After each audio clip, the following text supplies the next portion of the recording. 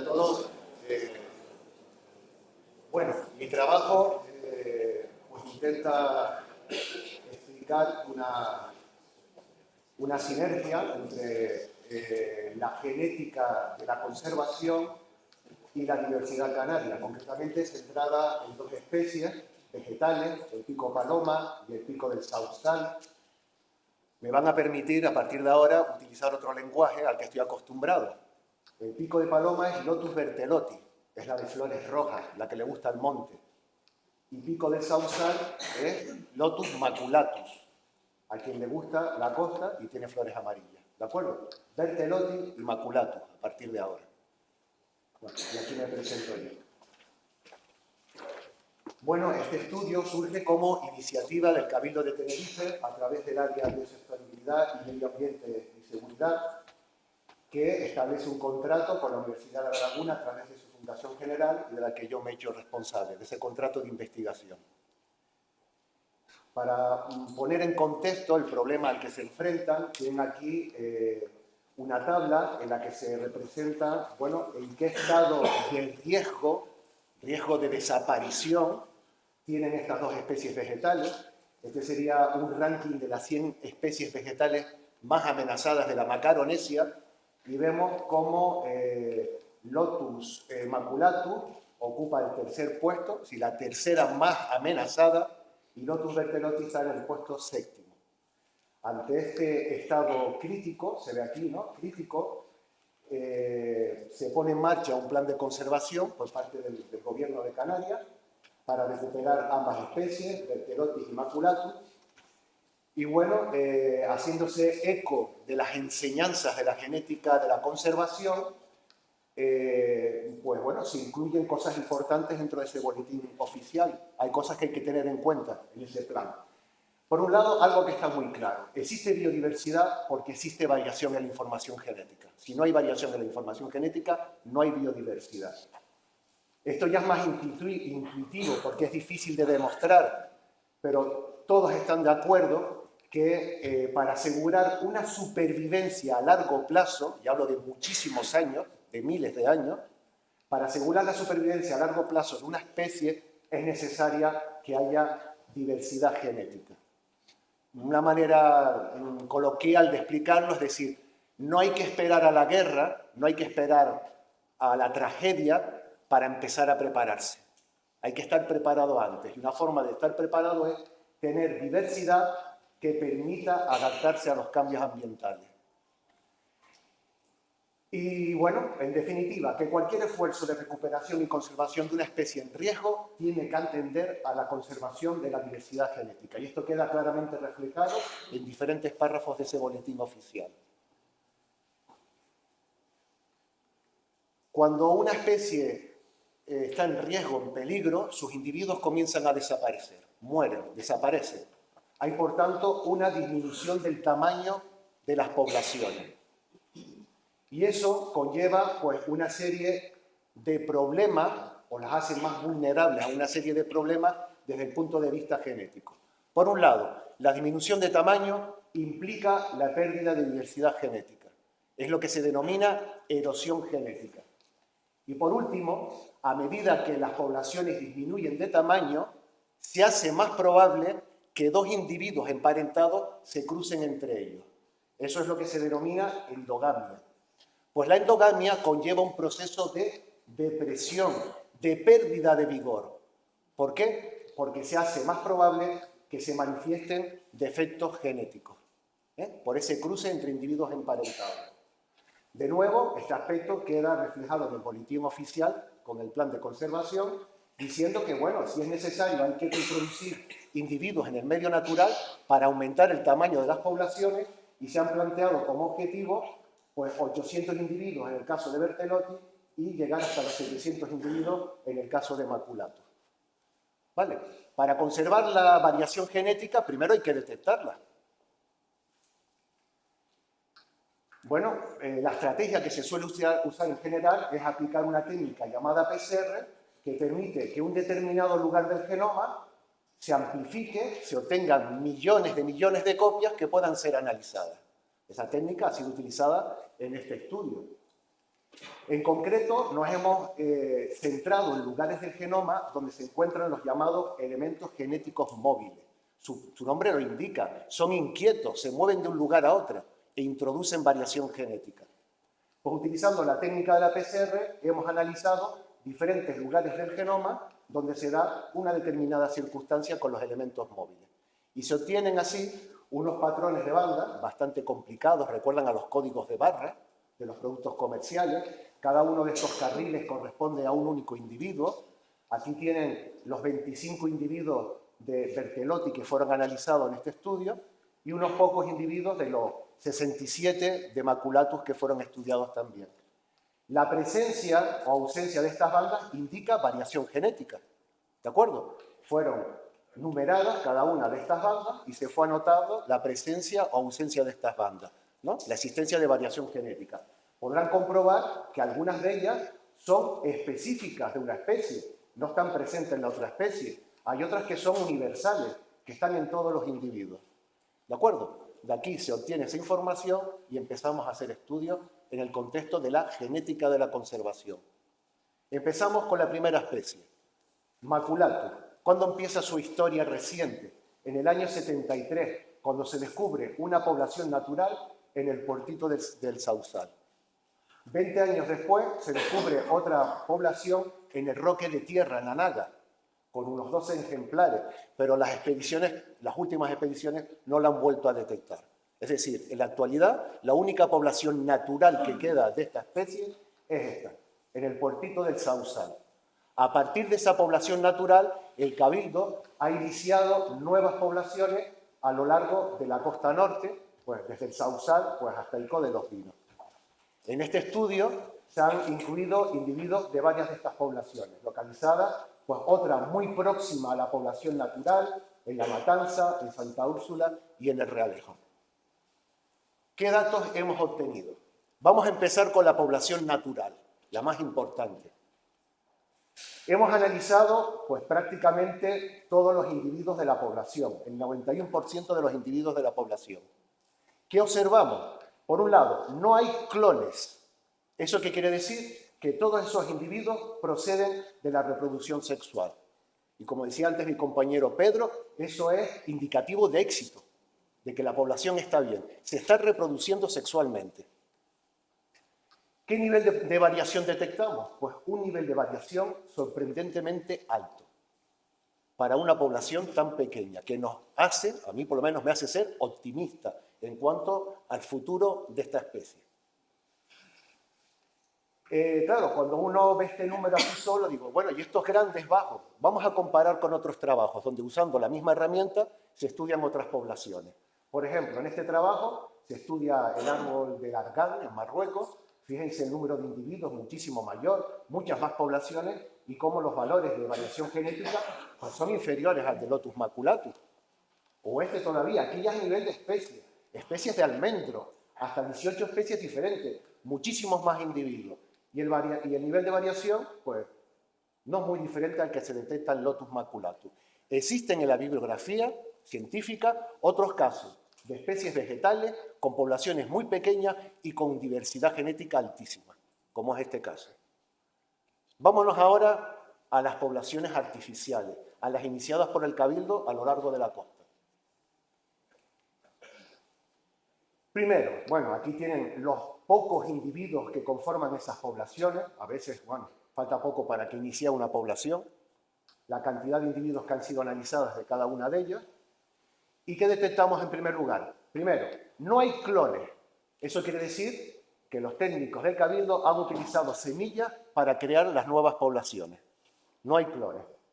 Luego, segundo, la diversidad genética sigue siendo alta, incluso cuando el número de individuos es pequeñísimo. Una diversidad alta. Eso quiere decir que ha habido cierto, perdón la redundancia, acierto a la hora de elegir individuos y semillas y llevárselas a otro lado. Pero claro, eso depende del azar y no se debe dejar así mucho más tiempo.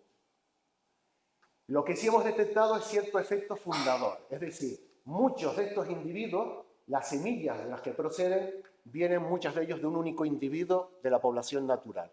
Lo hemos detectado con el análisis genético y eso debe de evitarse en futuras actuaciones. Con todo esto, ¿qué se recomienda hacer en el caso de Lotus maculatus? Desde la perspectiva de la genética de la conservación. Primero, está claro, hay que incrementar el tamaño poblacional. Esto es una obsesión sana, legítima, de la biología de la conservación. Ya sabemos por qué. Erosión genética y depresión endogámica, si no se aumenta el tamaño. Hasta ahora se ha realizado con semillas, que es correcto, ¿sí? Pero hay que aprovechar la facilidad con la que esta especie se reproduce mediante esquejes. Las futuras actuaciones deberían de tener en cuenta esas dos posibilidades. Introducir individuos vegetativamente y también a través de semillas. En este procedimiento, como es lógico, hay que intentar trasladar la mayor cantidad de variación genética desde la población natural a las poblaciones artificiales. Antes se hacía al azar. Ahora, con los datos que se tienen genéticos, se pueden buscar en la población qué individuos aportan mayor cantidad de variación genética y se han identificado. Hemos encontrado que 10 individuos de esa población natural incluyen el 94% de la variación genética detectada. Si los recursos del Cabildo exigen centrarse en un grupo reducido, este sería el grupo ideal para, mediante multiplicación vegetativa y semillas, aumentar el tamaño de las poblaciones. Y por último, cuando esas poblaciones se desarrollen un poco más, también es recomendable intercambiar individuos entre poblaciones. Esto remedaría un proceso natural llamado flujo génico y que permite que las poblaciones mantengan un nivel de diversidad genético alto. Esta es la historia del Emanculatus por ahora, bastante simple, comparada con la de Lotus berthelotti. Necesito algo. Me voy como un tiro, me he dado cuenta. Eso da oportunidad a preguntas después, ¿no? No hay preguntas, aunque no me coja los 15 minutos. Pues aprovecho para contar un chiste, ¿no? Seguimos. Una historia muchísimo más complicada, la de Lotus berthelotti. A ver, la historia reciente, relativamente reciente de Lotus berthelotti. Primero, en los años 70 del siglo pasado, no he conseguido averiguar en qué fecha exacta, se descubrió una población natural en el barranco del río, en un lugar llamado La Cueva.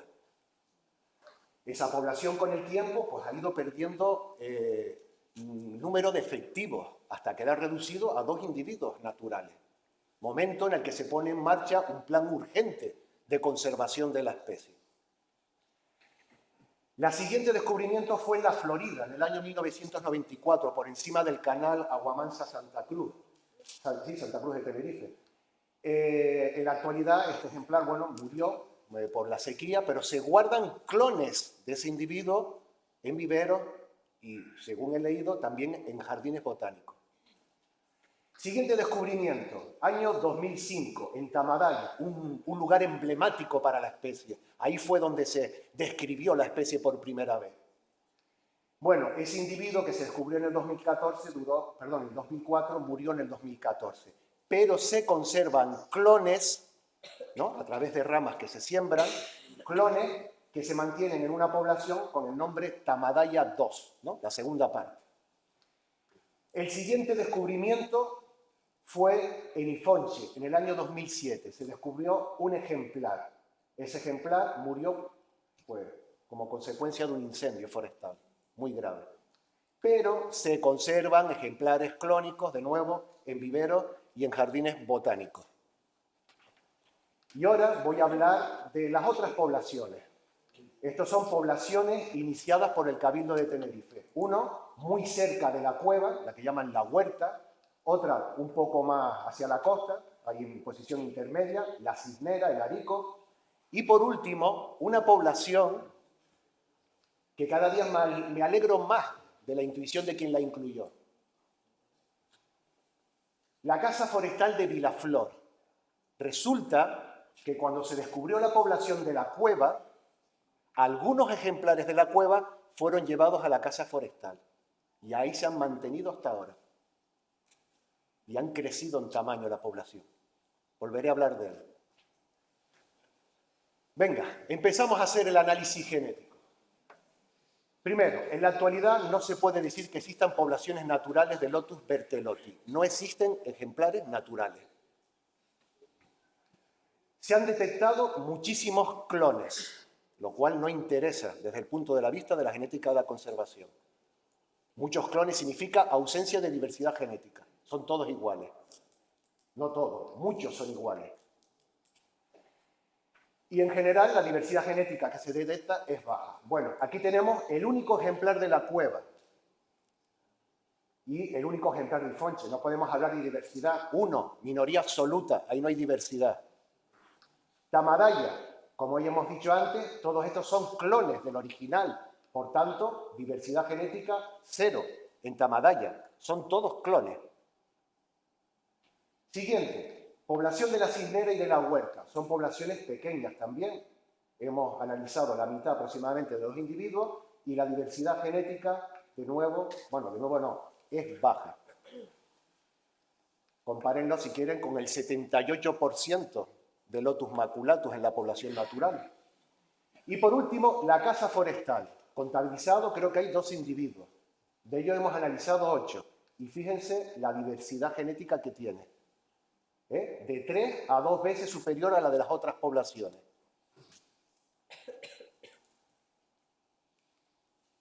Esto, todo lo que acabo de contar, bueno, la forma mejor de contarlo es a través de un árbol filogenético que dice las relaciones entre los individuos que se han sido analizados. Todos estos que tienen aquí, que ven que es una línea plana, son clones genéticamente idénticos. Aquí tenemos el de la cueva, el principal protagonista. Pues resulta que los individuos de Tamadaya son clones del de la cueva. El individuo de Ifonche es un clon de la cueva. Bueno, casi un clon. Le he encontrado una pequeña diferencia, pero prácticamente son clones. Y por último, varios clones de la cueva están en estas poblaciones de la cisnera y de la huerta. Aquí tienen el valor de probabilidad de que este parecido sea debido al azar. En definitiva, son clones. ¿De acuerdo? Aquí tenemos otro grupo de individuos. Todos ellos son parientes del ejemplar de la cueva. En aquel momento trágico, donde quedaban 2 individuos, intentaron reproducirse entre ellos, a partir de esos 2 individuos, eso es endogamia, ¿no? Cruzar individuos estrechamente emparentados. La máxima endogamia es cuando hay autofecundación, se cruza con uno mismo. Pues resulta que esta variedad que vemos aquí es una falsa variedad genética. Resulta que estos individuos son diferentes al de la cueva porque han perdido variantes genéticas. Esta situación no se puede sostener más. Y esta situación de depresión endogámica, sin duda, explica esto. ¿Por qué cada vez que se inicia un esfuerzo van muriendo los ejemplares? Otra vez, otra vez, otra vez, otra vez. Falta de vigor, depresión endogámica. Y aquí tienen la caza forestal, la fiesta de la diversidad. Miren, todas estas líneas que se unen implican diferencias. Miren, este es un ejemplar de la huerta que se escapó de la caza forestal. El análisis genético dice, no, bertheloti, tú eres de la caza forestal, lo que pasa es que estás en la huerta. ¿Vale? Bien. Me encanta cada vez que veo esto. Diversidad genética. Bien. Y fíjense lo siguiente, Casa de Forestal de Vilaflor, ¿qué ha ocurrido? Ha aumentado. Y él solo, espontáneo. Eso es éxito de la naturaleza. ¿Sí? Bien. Claro, aquí también aumentó, pero son clones. Eso es fácil. Seguimos. ¿Qué se recomienda? Está claro que urge aumentar la variación genética. Y la única manera de aumentar la variación genética es introducir individuos de otras procedencias. Es la única manera. Seguir reproduciendo entre sí individuos emparentados implica disminución de la variación genética, erosión genética y depresión endogámica. ¿De dónde pueden venir esos genotipos nuevos, esa variación genética? En mi opinión, el principal candidato es la Casa Forestal de Vilaflor. Y aquí tengo mis argumentos. Primero, esos individuos de la casa forestal, ¿de dónde vienen? De la cueva. Es decir, sus variantes genéticas estaban en la cueva y fueron llevados a otro lugar. ¿Qué problema hay para que vuelvan al sitio original? Siguiente. No se ha detectado ni un solo clon en la casa forestal. Y además, como dije antes, han aparecido individuos de manera espontánea. Es decir, la reproducción sexual está haciendo lo que tiene que hacer. Siguiente. En la casa forestal hay muchas variantes genéticas que no están en la cueva. También ocurre al contrario, pero no es tanto. Y repito, estas variantes genéticas que están en la casa Vilaflor, ¿de dónde vienen? De la cueva. Y fueron trasladados a otro lugar. Y por último, si agrupáramos toda esa diversidad genética, la de la casa forestal, la cueva, la cisnera y la huerta, si los agrupáramos, el nivel de variación total, fíjense el valor que alcanza, muy similar al de la población natural del Emaculatu. ¿Cuál es? Otro posible origen de nuevos genotipos para enriquecer las poblaciones podrían ser muy bien ejemplares en los jardines botánicos, que hay muchísimos. Hay más ejemplares en jardines que en la naturaleza. Y en jardines privados también. Claro, sobre todo aquí, pues surge un problema. Resulta que las dos especies hibridan. Esto es un híbrido. Qué casualidad, es naranja. Cuando uno es amarillo y el otro es rojo. Se mezclan, naranja. Bien. Primero, son vigorosos. Hay que podarlos. Desbordan las jardineras. Son fuertes, vigor híbrido. Es contrario a la depresión endogámica, vigor híbrido. Y por último, y más preocupante, son fértiles. Es decir, bueno, delante de la facultad tengo uno y lo iba a mirar periódicamente. Sacan fruto, tienen semillas y las semillas germinan. Y quizás mi compañero Aarón González tenga más datos al respecto. Bueno, ¿qué es una amenaza real para la integridad de estas dos especies? Se consiguen muy fácilmente, están por todos lados. Ay, se me acabó el tiempo. Señor, como pasó volando. Acabo rápidamente. Si se lo dejaron a Pedro, yo también tengo derecho. Venga. Bueno, incluso se ha especulado de que hay contaminación con ejemplares híbridos entre los ejemplares de Berthellotti manipulados por el Cabildo. Y digo, bueno, vamos a comprobarlo. Tengo datos genéticos para hacerlo. Y este es el resultado. He encontrado variantes donde hay fenómenos de divergencia, es decir, variantes que están en Maculatus y no están en Berthellotti, y viceversa. Y este es el resultado. Hay una clara diferenciación del Maculatus del Berthellotti, de los ejemplares que tiene el Cabildo. Según mi opinión, aquí no hay híbridos ninguno. ¿Dónde estaría un híbrido? Pues mira, cogí el híbrido que tenía enfrente, lo analicé y mira dónde queda, a mitad de camino entre las dos especies. Está un poquito más pegado a Maculatus. Procede, por tanto, pienso yo, que hay que poner a punto un método para detectar los híbridos antes de incorporarlos en la naturaleza, pararlos y para afuera. Entonces, bueno, se podían aprovechar los datos que ya hemos generado sobre divergencia genética. Incluso hay personas de que este método se podría robustecer utilizando ejemplares que se encuentran en herbarios, ejemplares antiguos y que sirvan de referencia de lo que es un Berthellotti puro. Y por último, para que vean a la complejidad a la que nos enfrentamos con la detección de híbridos, en este esquema, en rojo represento a un Berthellotti puro, a un Maculatus puro y a alguien que le dio por hibridarlo, ¿no? Horticultores del norte de Europa, creo, sobre todo. Y aquí tenemos el híbrido perfecto, la mitad viene de Berthellotti y la mitad viene de Maculatus. Pero resulta que estos individuos son fértiles y se pueden reproducir y ocurrir esto. ¿Ven? Se van difuminando. Hay lugares que se han vuelto amarillos, se han vuelto Maculatus y otros se han vuelto rojos. E incluso al horticultor le habrá dicho, ay, está muy naranja, lo quiero un poquito más amarillo, pues lo voy a cruzar otra vez con Maculatus y lo enriquezco con variantes de Maculatus. Este parece ser el caso del híbrido que analizamos. ¿Recuerdan? Se parece más a Maculatus que a Berthellotti. Y gracias por su atención.